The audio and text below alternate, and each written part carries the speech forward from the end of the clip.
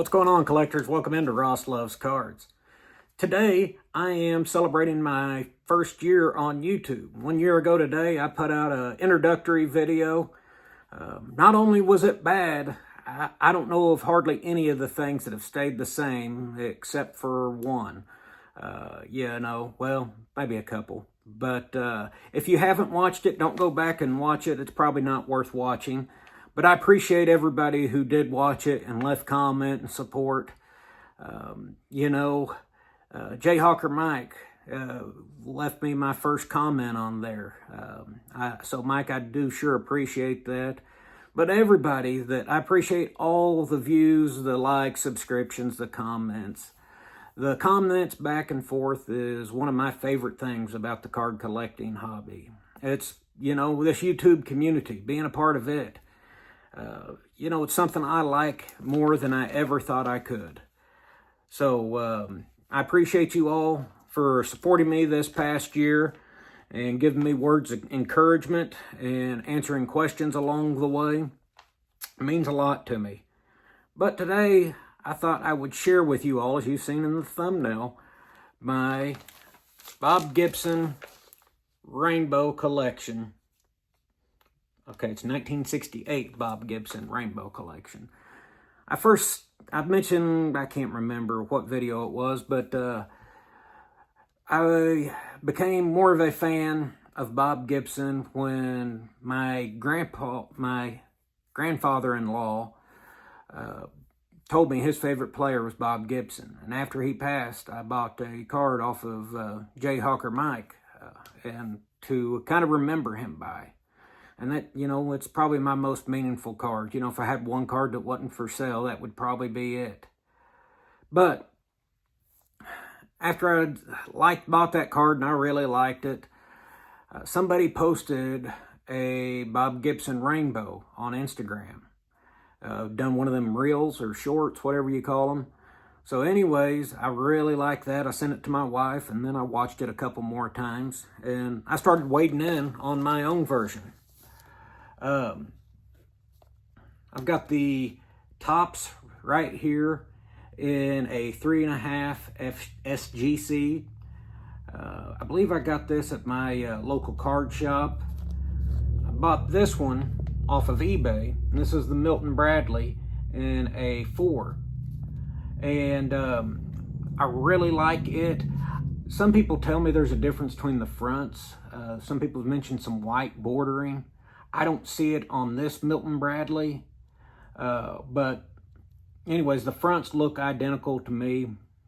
Maybe some coloring, but that could be the card, I don't know. Could be how I'm holding it. But I got that off eBay. Then, off eBay, my most recent purchase was this KSA O-Pee-Chee. This was the toughest card to find. I thought the Venezuelan would. So when I got that Venezuelan, I thought, man, this is going to be, well, I was wrong there. But this is in KSA. And then I have got my Venezuelan right there. And it's in a 2.5 PSA. So you can see I have a collection of all pretty well centered 1968 Bob Gibsons. I probably should have done a little bit more research to tell you how much I had in this. This card right here, the Venezuelan, it was my biggest card at the time. Yeah, I think this was bigger than I paid for my Campy. My 51. And so at the time, I think this was my most expensive card. I really like it. I'm pretty big on centering on some things more than others, but it's got them honest corners, each one of them. But good looking card. I'm gonna put this in here real quick. The thing I like about this rainbow the best has to be the backs. Each one of the backs are different colors. That's how I can tell this is a Milton Bradley's, by looking at the back. Well, now I'm sure the slab I can read as well. But just looking at the card and the card only, I can tell this is a Milton Bradley. And then you can come down here. This right here, kind of the darker, dirtier orange, is the Venezuelan. And this gray, like a lavender gray color down here, that's the O-Pee-Chee. I really, when I started this, I wanted to get them all in the same slab, you know, so it would look the best.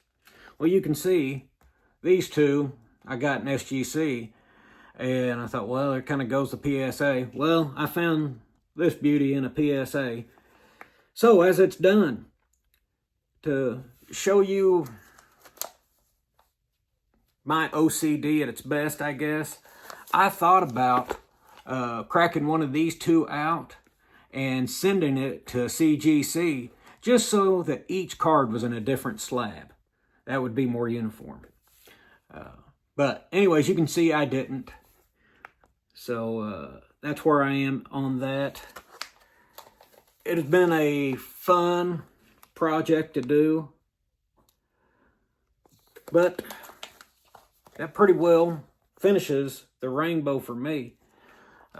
I know some people have done the autographed card to add that, and I really was going to do it. I was actually looking at them, and I even showed one to my wife.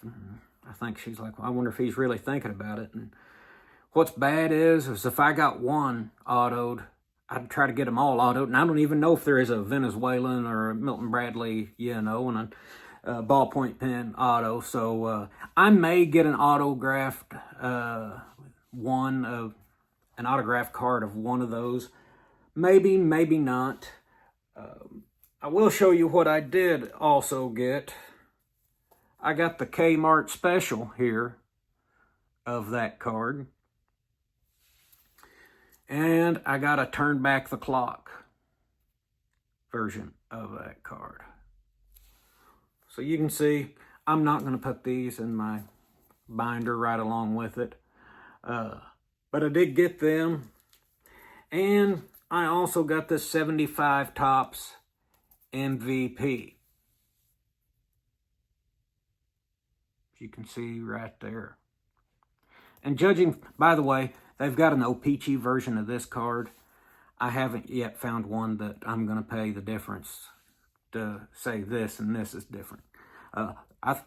That back, I started to say I think the backs are the same, but the backs wouldn't be the same because of the Canada. I'm pretty sure it'd be printed in Canada on there. So there goes that logic. But the backs aren't as much different, I don't believe, as the 68s were. But far as I know, that is all of them. You can see from this card why 68 was such a big year. It was an MVP. Not only that, a Cy Young winner. And not only that, still to this day, he holds the World Series strikeouts record at 17. Now, who did he beat out? Sandy Koufax. This is, I think, in 2020. Yeah, 2020. I had to read the back. This is a rookie card retrospective RC logo medallion card. It is a thick card. I pulled this out of a blaster pack in 2000, I believe. I'm sorry, 2020. You know, 2020 was a weird year, so I kind of picture just starting over, and I always get 2000 and 2020 confused. You can ask my wife. I embarrassed myself multiple times with that. But 2020 replica RC card. This right here is numbered 144 out of 199. This is not an expensive card, but since it was a medallion card, I put it in a team bag and put it in a set there. And, well, to be honest, that's the only Sandy Koufax I have at this point in time.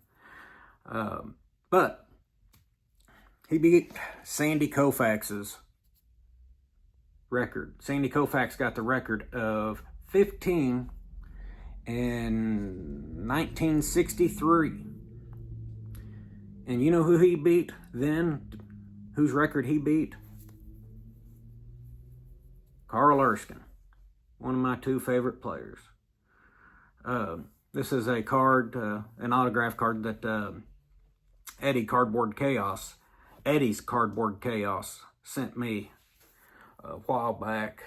And, you know, why'd I choose those cards? Well, like I said, that's the only Koufax I had, and it was in the same box as these was. That's why I picked those cards to show as well. So, you know, it was handy having those. But he was the MVP award winner for the National League, Cy Young award winner, and still has to this day the World Series strikeout record at 17.